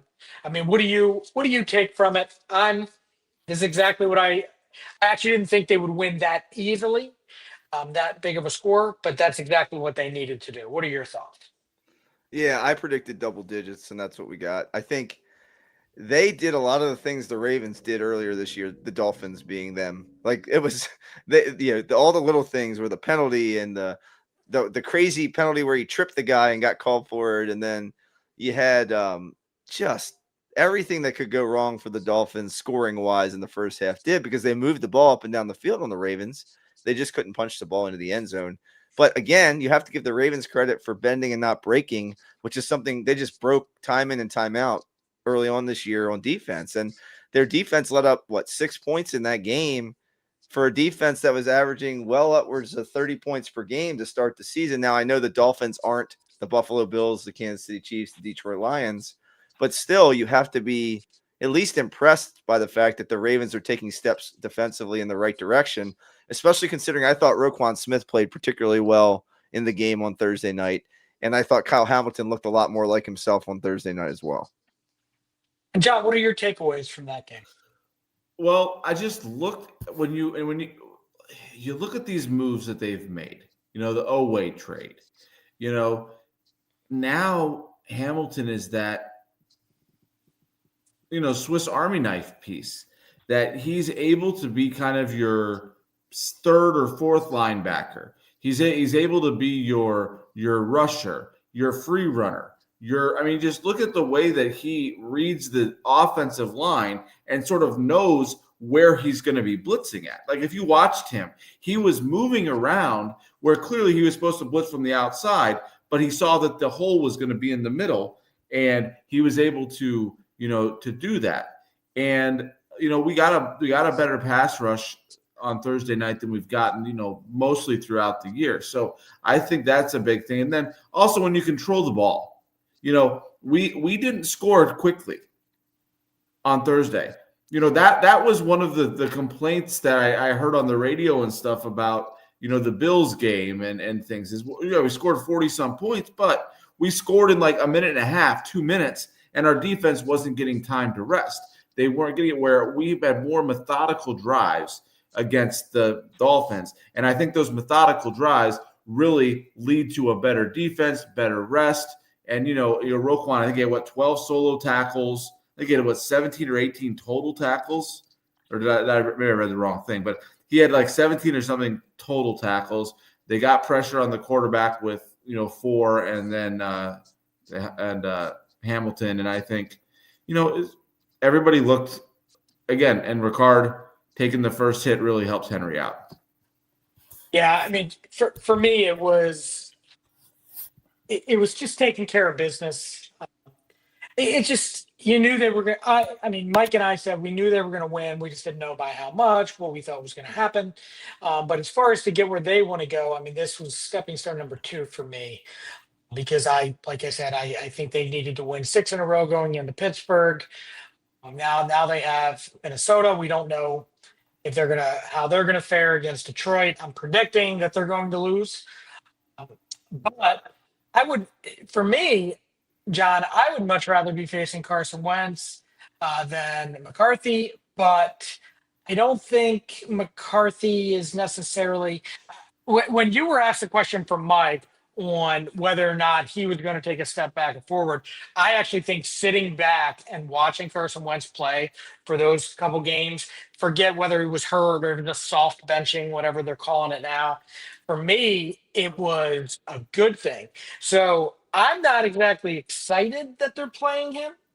And I mean, we'll see how things go. But like, what are your thoughts as far as how they'll handle Minnesota when that time comes? I think they're going to take care of business. I think having a young quarterback like McCarthy, I think they're going to switch things up. They're going to do things that are going to try to confuse him, and they always seem to against rookie or nearly rookie quarterbacks like McCarthy. So I really think that they're gonna blitz him. They're going to show him different fronts. They're going to fake the rush and drop, and then they're going to do things that are just going to kind of blow his mind. And I don't see a problem. I decided to stay here in Florida and not go up to the game because it wasn't worth freezing my butt off to get there. So, but I don't think that it's. I think they're just going to overpower him and oversmart him on the defensive side. Hamilton and Roquan are going to eat him for lunch. And Mike, what are your thoughts? I mean, just a quick. We have plenty of time to talk about the Ravens and Vikings, but do you think that McCarthy, the Vikings, anything should be something for them to worry about, or do you think they'll take care of businesses? Yeah, I mean, I guess if you look at the Dolphins game, a couple things that worried me: explosive plays, and Achane and Waddle both had their share of explosives, and then you're facing Justin Jefferson, who's probably one of the more explosive players in football. So that concerns me a little bit. Yamamoto just got put in the game. The runner's on first and second with 1 out for Toronto. It's like a car brand. Yeah, I know. Yeah. John, you sell the Yamamotos there at the dealership? Occasionally. Yeah. So the one thing that worries me is the explosive play. So somebody like Justin Jefferson and Jamar Chase, Jason, we talked about that the other day. Guys like that are scary. The second thing was I've decided that it is a more important need for us to get a left guard than it is for us to get an edge rusher, because I just feel like there is a hole in the center of our offensive line that is causing us to not get any push.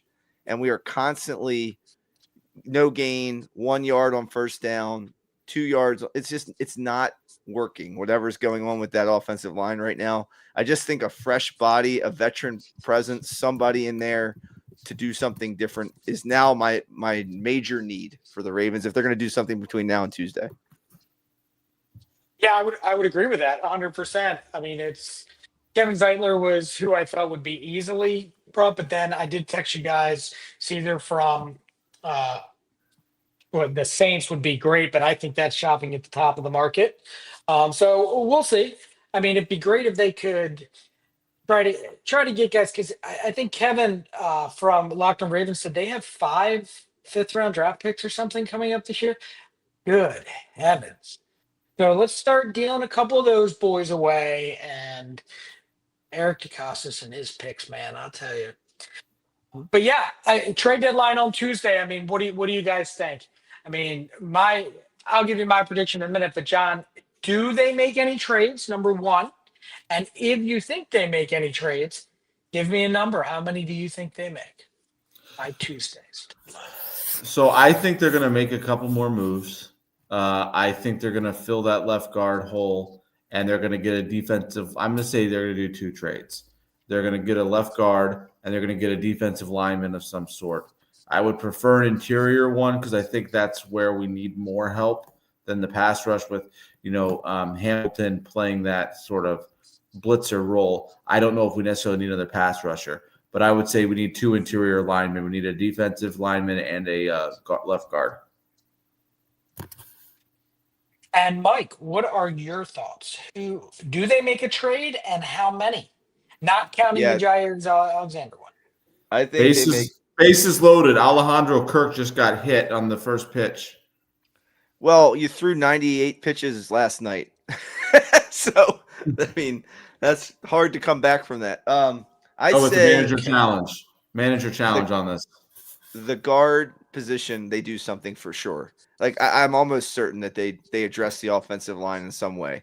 Zeitler might be the answer if you're shopping on the cheaper end. You said Cesar Ruiz if you're shopping on the higher end, and I'm sure there's some guys in between. But I think they have to go left guard, and then I would love for them to shore up the defensive line. Whatever fits best is probably what they'll do, whether it's interior or edge rush. If you can get a Calais Campbell who can do a little bit of pass rushing from the middle of the field, I think that would be great. But I think that's the kind of guy you're probably looking for. How many? What is your prediction? 2, 12? 2. Okay. Well, I'm gonna be the black sheep of the family here. I'm going to say that they make 3. I know that's optimistic, but they have 75 fifth-round draft picks next year.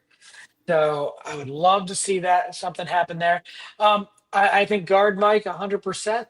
I think interior defensive lineman and defensive end. So I'm going to go out on a limb. Or maybe it's just one defensive lineman and it's a cornerback that they go get to get depth. With Alexander going, I could see that actually going towards their priority here. Maybe it's another damn safety. Who knows? Can never have enough of those. Good freaking heavens. But yes. So I mean, names like Bradley Chubb intrigue me. I talked about a couple other guys before, Quentin Williams, Calais Campbell. So we'll see. Kevin Zeitler, maybe. How shocked would you guys be if they don't make any trades? All right, John, how shocked would you be? I wouldn't be shocked at all. I never know the mind of Eric DeCosta, but it wouldn't shock me too much if they don't make any trades. Would it urban shocker you if they did not make any trades? I think I'm a little concerned. But no, I'm not. I wouldn't be super surprised. NFL trades aren't the same as MLB trade deadline. Every team doesn't make a trade, and they're not quite as easy to get done. So I would say I think they do make a trade, but I would be a little surprised if they didn't. I'd be pretty shocked if they don't. They have some considerable warts that are showing. So I think I would be pretty concerned as you would be, Mike, and shocked. All right, we're going to move on to ballpark figures, you whiny little children. So I will not do the Orioles, but it's not going to be easy. Okay, this is this will be based off of the NFL's Hall of Fame website. Okay, and don't go to it, John. Let me see your hands. See your hands. Thank you. You too, Mike. You see I scared John, and you helped too. That's great. Okay. Mm-hmm. I want to know the top 10 schools with the most NFL Hall of Famers in it. John, I can't see your face, and neither can anyone else. Just your hands. There we go. Okay, so ground out, second baseman to the catcher. 2 outs, bases loaded, bottom of the 9th. Was the infield in? The infield was in, right? I'm assuming. You're ahead of me. You're ahead of me because I still got 1 out, but – yeah, I'm watching it on the MLB website. All right, fellas, not to rush you along here, but we are an hour 24 into it. I can stay up all night. I don't care. But just to let you guys know, we got a lot more to cover too. Yeah. Okay. So let's try to multitask. Hall of Fame players in the NFL slow by down. school. Yes. So which colleges have produced the most NFL Hall of Famers? I need to know the top 10 schools. Notre Dame. Are you going to talk to Mike, or are you just going to just go rogue? I know Notre Dame's up there. Mike? Go ahead, John. You're already blazing a trail. I think you're probably pretty good there. Notre Dame. Okay. Notre Dame is tied for first with 14 Hall of Famers. What do you think USC, Mike? I'm thinking like Pittsburgh, maybe. I think Pittsburgh. Or who's from Pitt besides Dan Marino? Miami. Miami's probably, but Florida State possibly. Michigan. Like Michigan. Yeah, Michigan. Navy. Ohio State probably. Could be. So let's do that. Let's do Michigan, Ohio State. 2 guesses? Yeah. So Michigan is number 2, because you have one tied for 1 with 11, and Ohio State is tied for 3rd with 10. Okay. You were correct. No strikes so far. What do you think about Alabama? I'm trying to think of a Hall of Famer. Ozzie. They have a couple. I think USC is probably a good bet. Yeah. Yeah, I'm down with USC. They are tied for first with 14. Yeah. You guys have you have both that are tied for 1 with Notre Dame and Southern Cal. You have Michigan and Ohio State. Oh my gosh! Did you see that play? Sorry, multitasking. Yeah. I forgot. Oh my gosh! They smashed into each other and he caught the ball. They smashed into each other and caught the ball with the bases loaded. Who did the first base coach and the third base? Or what are you talking about? Two outfielders. Oh, they made 2 good plays. They made 2 really good plays to end the inning. Running backwards toward the wall. They made it was pretty outstanding. It looked like our slow pitch softball league, Jason, on Friday nights. Yeah, fantastic. Love it. All right, John, we gotta keep this bus rolling. Okay. What do you think about Navy? They have a couple at least. Texas. They have a few. I'm gonna name big schools and we'll just go through them. Oklahoma State.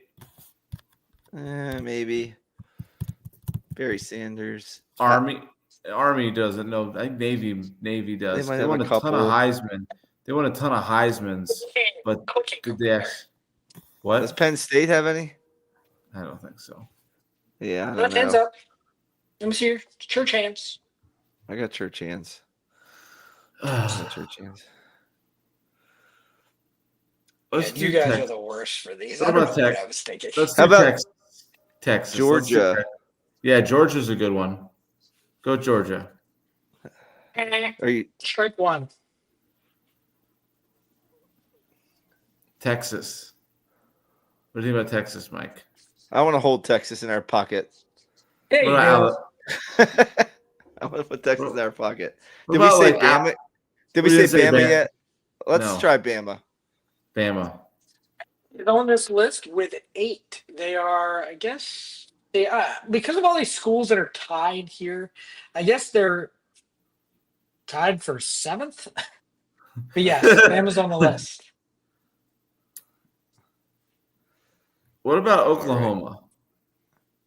What do you, who's in the Hall of Fame from Oklahoma that you know of? I would just hold off. Let's just. What other Big Ten schools? How about Miami? I think Miami. Yeah, go with Miami. Is indeed on this list. They have 9. So let's see. 1, 2, 3. They're 4th with 9. All right. So where are we on the list, Jason? Help us out. Give us a recap. Well, you guessed Notre Dame. You've guessed USC. You've guessed Michigan and Ohio State. You've guessed Miami. And you've guessed Alabama, correct? That's everyone so far. So you have 6. You need 4 more. So we need the back end of that list. Yeah. For the most part, yes. Yeah, that. Okay.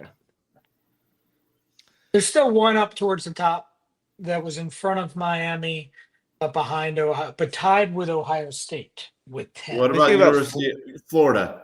Florida State is what I'm thinking, John. Yeah. Florida. Okay. Yeah. Florida State. Right, two. Oof. Ooh. Ouchies. That one hurt. What It else? hurt me deep. Navy's probably not a bad guess, but I don't know for sure, John. I'm just the only Navy guy I know for sure is in the Hall of Fame is Staubach. Right. That's the only one I know for 100% certainty. I don't know anybody else. I'll give you. We usually don't do clues before you get straight straights, but you have to have the number 10 has 6 Hall of Famers. Oof. That's a lot, John. Yeah, I don't think Navy's on this list. All right. Let's think more Penn big State. schools. Penn State. I can't think of. Well, what about Pittsburgh? They Dan Marino. Dan Marino was there, but they had Tony Dorsett. Tony Dorsett. Yeah, sure. Just go with no. What about Pittsburgh, Jason? Pittsburgh is correct. John, you should be ashamed of yourself because Mike said Pittsburgh right away with 10 Hall of Famers. So they're tied with Ohio State. Oh, my goodness. 10 Hall of Famers. John can't even name 10 players that went to Pitt, let alone 10 Hall of Famers. Yeah. I can't do that. Good job, Mike. What about Larry Fitzgerald, right? Yeah, but he's not in the Hall of Fame yet. Not yet, but he will be. He will be. Yeah, that's number 11. Dan Marino, Tony Dorsett. A lot of players went to Pitt you don't even realize. That's I'm sure impressive. Well, the linemen are harder to think of too. Like when you go back and kind of think about that stuff. But Iowa. What about Iowa? You think no? I don't think. You think Iowa? I don't know. You're just spitballing. Nebraska. Who from Nebraska? I don't know, but they had a ton of good teams over the years. Right, but that doesn't mean they have a lot of Hall of Fame. Yeah, but Frazier didn't go into the NFL Hall of Fame. No. Right? Neither did Phillips. Yeah, Lawrence Phillips. What about Purdue? I mean, Drew Brees, but back in the day, though, you got to think. I mean, the Hall of Fame opened in the 40s. So just so you guys know, you had Ohio State and Ohio State and Michigan, who were from the Big Ten. On this list, there are still at least one, maybe more, winky, of Big Ten schools on this list. Wisconsin. What about Wisconsin or Minnesota? You're just going to name all the Big Ten schools now, right? Keep going. Listen, I am very good at poker, so you're not going to be able to tell from my face. Hey, let's go with Penn State, John. I think they're better than all those schools. Okay. That would be the wrong Big Ten school to choose. Strike 3. Penn State. All right. So where would you have gone next, John? All right, so let me help you guys out just a little bit. Now we can do the clues. Now that you're losers, big ones. Wisconsin. I would probably go Wisconsin. Is that a guess? No, Yes. You're wrong. That is not the right one either. But there are 2 Big Ten schools on here. There's a Big East school on here. I actually don't know. I think they might actually be in the ACC at this point. Syracuse? Is that a guess? Yeah, Syracuse is on this list with 8. Wow. Huh. Okay. So 2 Big Ten schools left because you did Alabama, you did Miami, you did Pittsburgh. What? What'd you say? Got to be Iowa. Iowa? Iowa is incorrect. Both of these places are very cold. One is more cold than the other. Minnesota is correct. They had 7. And holding up the rear. Who is it? It's also cold. You said is it Michigan? Is it Michigan State? It is not. Northwestern. Northwestern. Yeah. That's the only other. That's the only other cold Big Ten. Illinois. Illinois would be correct. It is cold, and right now it is freezing here. We got polar bears in my pool out there. So I'm okay. I'm okay not getting Minnesota and Illinois. That doesn't make me feel that bad. Yeah. Well, it should. You know what? You're incompetent, and you should feel terrible. I'm okay inside. I feel good about myself. All right. So let's see here. John, do you want me to run down real quick? Do you want to feel included and pick your NFL picks this week real quick? Can we? That's okay. That's okay. I'll just. All right. I gotta. Well, all right. Give me an update on the World Series game before we do a new fun trivia game for you two. It's 4-4, top of the 10th. Outstanding.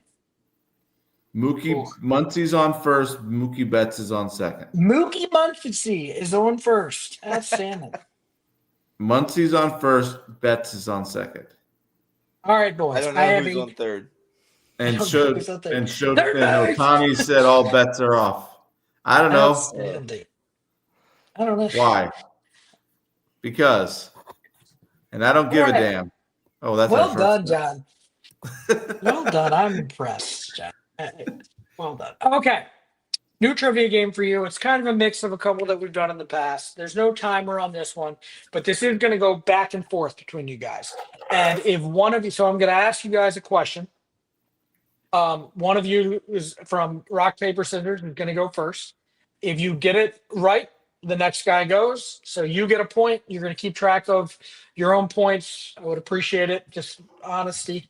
And then, but if one of you gets it wrong, the next one gets to answer that. And then he'll get to go first again on the next one. Okay. So let's do rock, paper, scissors. Put them up so we can see them. Job. Ready? Rock. No, rock, paper, not church hands. Okay, slow down. Okay. Rock, paper, scissors, shoot.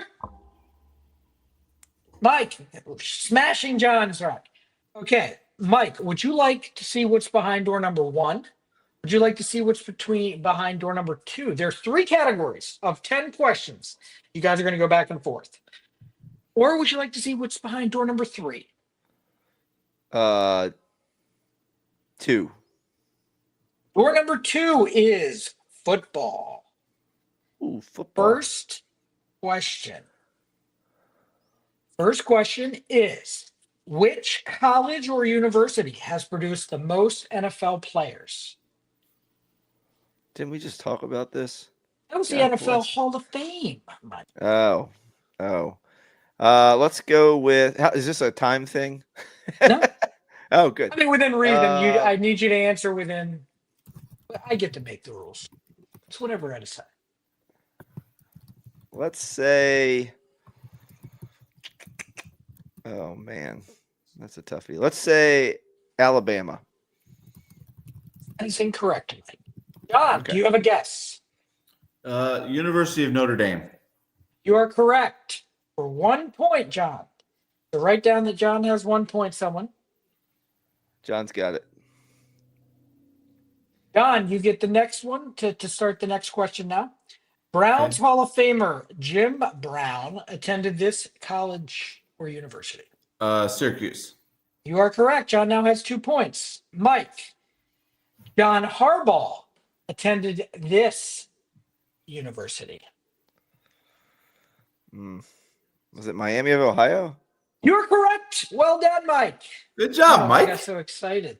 1 point for Mike.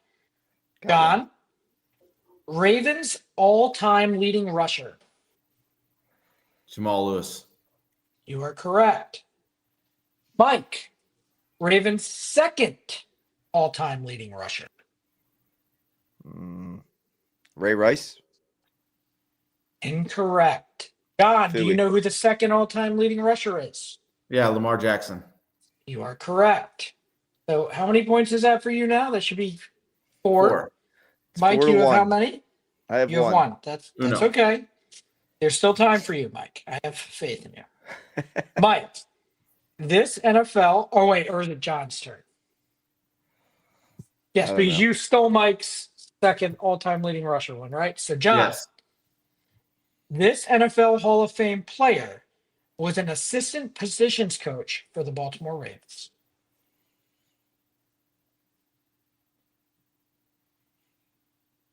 NFL Hall of Famer, was an assistant positions coach.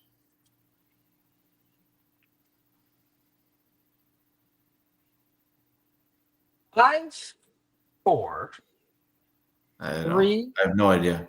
Okay, Mike, do you for the steal, Mike? Come on, fellas, you Oh, know this man. guy. Was it? Let's see. Oh, Reed? I don't know. I know. I know who it was. No, Mike? No guess? No. Ed Reed. I don't know. Yeah, went with him. Can't coach him. NFL also, he was the head coach of the 49ers for 3 years as well. Oh, Mike Singletary. Mike Singletary. Singletary. Yeah. That's right. I remember that now. All right. Now that you mention it, Jason, I do remember that. All right, Mike, your turn. This wide receiver is the all-time leader in receiving yards at LSU. They've had some good ones. Who is the all-time leader in receiving yards? LSU.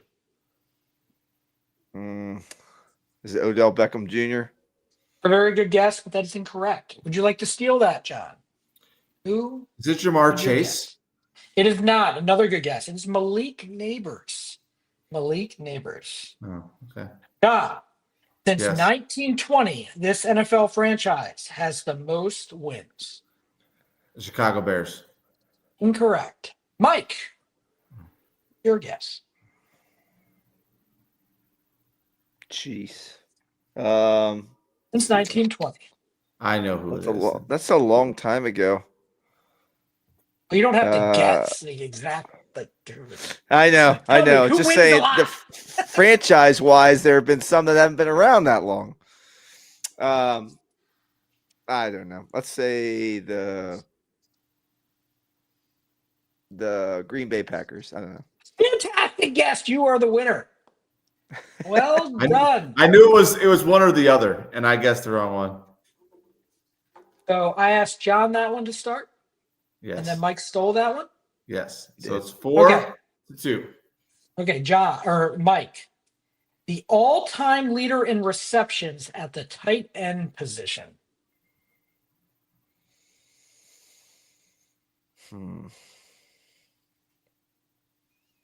All-time leader in tight end receptions. Is it Antonio Gates? Incorrect. John. Is it Tony Gonzalez? It is Tony Gonzalez. That's a good one, John. 5 points for John. The all-time leader in touchdowns at the tight end position.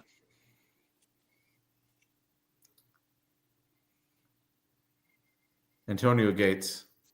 Correct.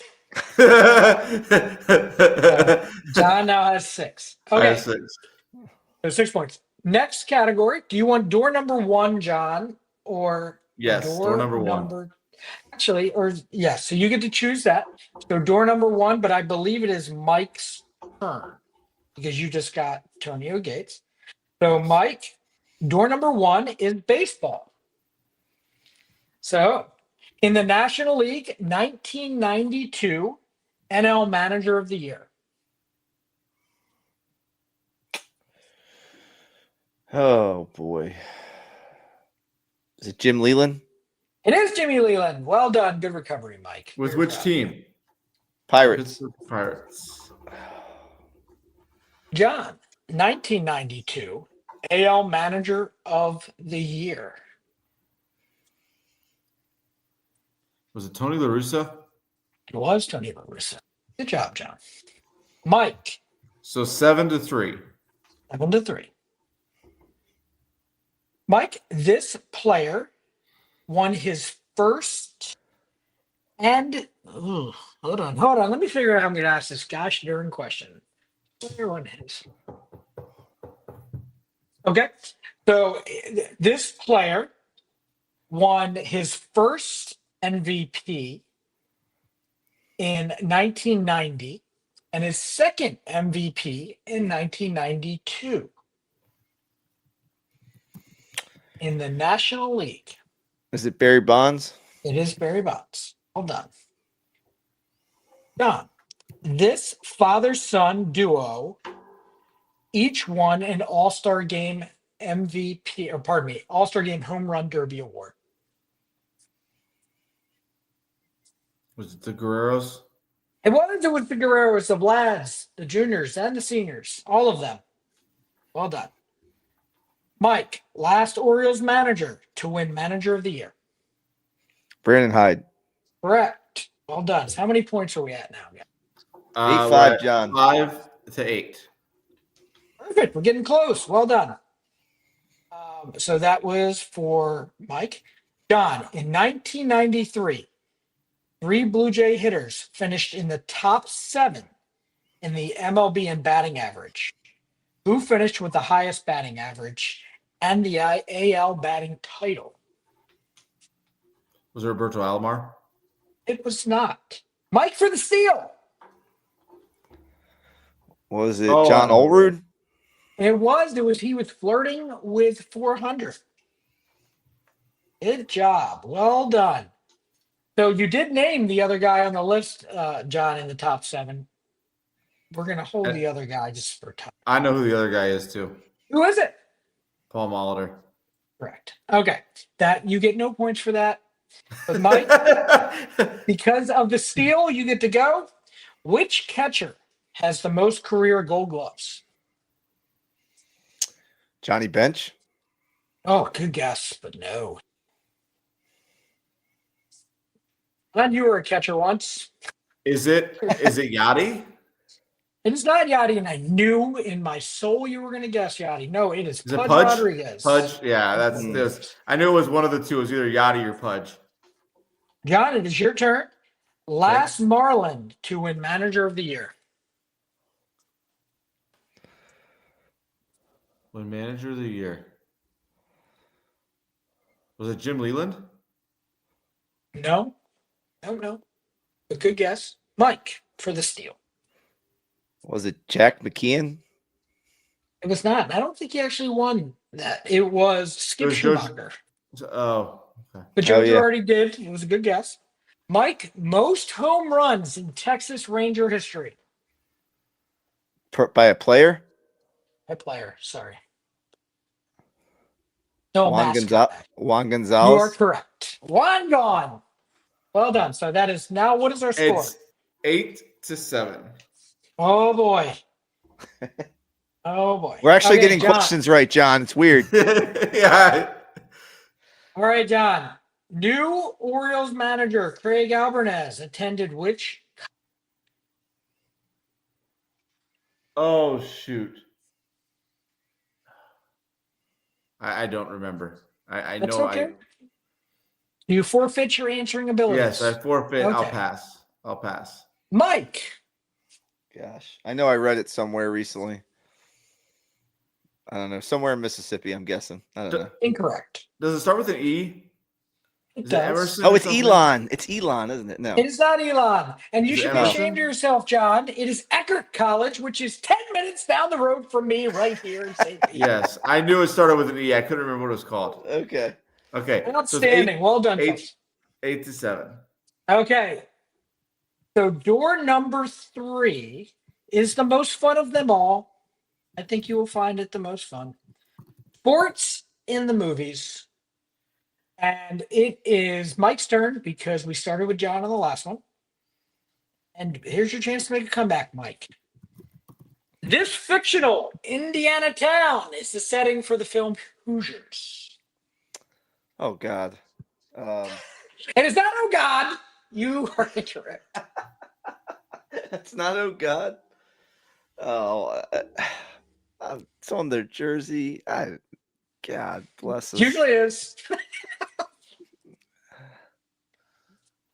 I can see it in my head. 5. Can't remember. Mike or John with the steal? Hickory is correct. That's it. Hickory. Yep. Good job, John. All right, John, your turn. Okay. Broadcaster Bob Huger's character in Major League. What is his name? Oh, shoot. That is not I it. don't know. Nope. Oh, shoot. It's not his name. Mike? Mike, your turn. His name was Mike? Come on, Mike, for the steal. Oh, gosh. I just remember Monty. Dynamite drop in Monty. I can't remember his name. No? Oh my gosh. Fritz is yelling and screaming at you guys. His favorite movie of all time. Harry Doyle. Harry Doyle. Here. Okay, Mike, it's still your turn though, because it was you were next. The fictional team that Roy Hobbs played for in The Natural. Oh God. I don't know. John. In The Natural. Oh, I can see it. I don't remember. All right. The New York Knights. It is John's turn. In the movie Any Given Sunday, this NFL player played linebacker and Miami Sharks defensive captain Luther LaVey.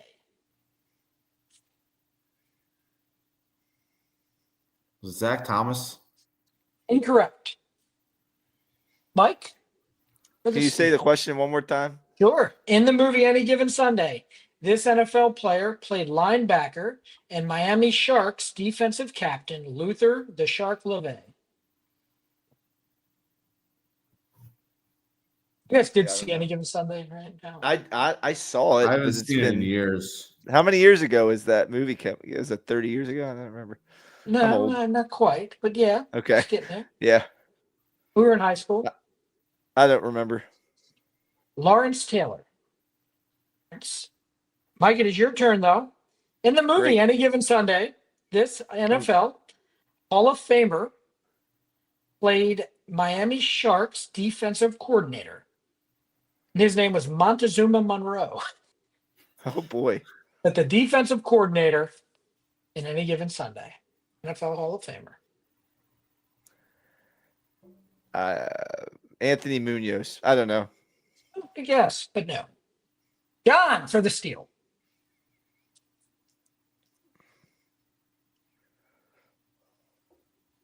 Was it Ronnie Lott? It was not. It was Jim Brown.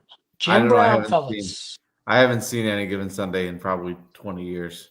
It's okay. You only had to see it once to know who the NFL Hall of Famers were. God damn it. All right. We're just disappointing. That's okay. It's okay. All right, John. In the movie Blue Chips, this former NBA guard and current college head coach played highly touted prospect Butch McRae. Fred Hoiberg. Incorrect. I don't know. I've never even seen the movie. Mike? Penny Hardaway. How'd you come up with Fred Hoiberg? Mike? Penny Hardaway. You are correct. Oh, my God. You guys are killing me. I had no idea. That's one of my favorite movies. I like that one. Fred Hoiberg's the only guy I can think of who's the college coach. So where are we at right now? 9 to 8? 9 to 8. 9 to 8. All right. Just so you guys know, there's a few questions left. Mike's turn. Gary Busey's character in Rookie of the Year. Pitcher. Yes. Chet Steadman. You are correct. Do you know his nickname by any chance? The Rocket. You are well done, Mike. Impressed. So we tied at 9s? Oh boy. Yes. John, I think you'll get this one though to take the lead here. In D2, the Mighty Ducks, who did the Ducks beat to win the gold medal? Iceland. You are correct. Well done. Good one, John. All right, so up again one. That. Mike, in the first Mighty Ducks, what was the name of the team the Ducks beat to win the championship? Was it the Hawks? You are correct. Well done. All right. So this is our 10th question. John, you can seal the deal now. The last question. The name of the Little League baseball team coached by Keanu Reeves in Hardball. I've never even seen the movie. Oh, Mike's going to win. Mike's going to win a trivia game. I can see it. Wow. Mike, it's the Cucumbers. It is not the Cucumbers. It is the Cucumbers. Mike, you are the winner. Yes. Well done. I love it when you call me Big Papa. Throw your Put your hands in the air like he was a true player. Did you guys know that who was the dude that played in the Panther movies and all of that, but not the one guy, but Jason B. Williams or Jason B. Jordan? He was in this movie. You guys know? Oh, really? He was young. Yeah. He was also in The Wire. Hmm. Fantastic, Mike. I felt thank bad you for playing. I felt bad for G Baby in that movie. John had a commanding lead, and you blew it. That's okay. Yeah. You see our therapist, John. You'll be fine. Yeah. All right. So well done, Mike. You win our first ever playing of head to head, which was a mix. That of was meta fun. trivia games I liked we it. played. All right, my computer's gonna die here in a second, so I gotta. Well, go. that's good. So are your hopes and dreams, John. But that's Yeah. okay. Yeah. Give me an update real quick before we have to go tonight. It's What 4 is to the 4, 5 to 4, top of the 11th. Oh boy. Our boy Bieber is pitching. The Dodgers just went yah off Bieber. They're gonna steal one. That's crazy. Blue Jays, it was a good run. No, I'm just kidding. I don't know. We'll probably come down to the last at bat, like we said. I'm just so glad they didn't put a runner on second base. All right. Well, thank you everyone for hanging out with us late on a Saturday night. I hope you had fun, as much fun as we did. It was a good time. Good time Absolutely. held by all. I really hope the Orioles, once this World Series is over, they hit the ground running. Enjoy your extra hour of sleep tonight, everyone. And we will see you all on the other side. Shane Yeah. Bieber will be cheaper now, right, Jason? Shane Bieber will be a little Yes, less That's expensive. the way that my brain works. And Bo Bichette, if they lose, everyone's going to forget about it, and he'll just be ripe for the pickings. All right, And fellas. remember, help control the pet population. Have your pet Get your spayed and neutered. pet spayed and neuters is correct. Well done, John. Well done. The price.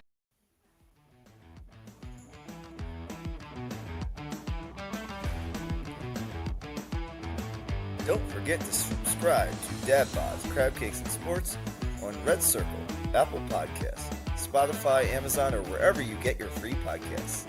And while you're at it, leave us a review. It really helps us out. We're trying to spread the good word about Baltimore sports far and wide. Follow us on social media for more behind-the-scenes actions, memes, and bad sports takes. You can find us at Dad Bods, Crab Cakes, and Sports on Instagram, and Dad Bods, Crab Cakes, and Sports on our Facebook page. Until next time, keep rocking those dad bods, eating those crab cakes, and never miss the game.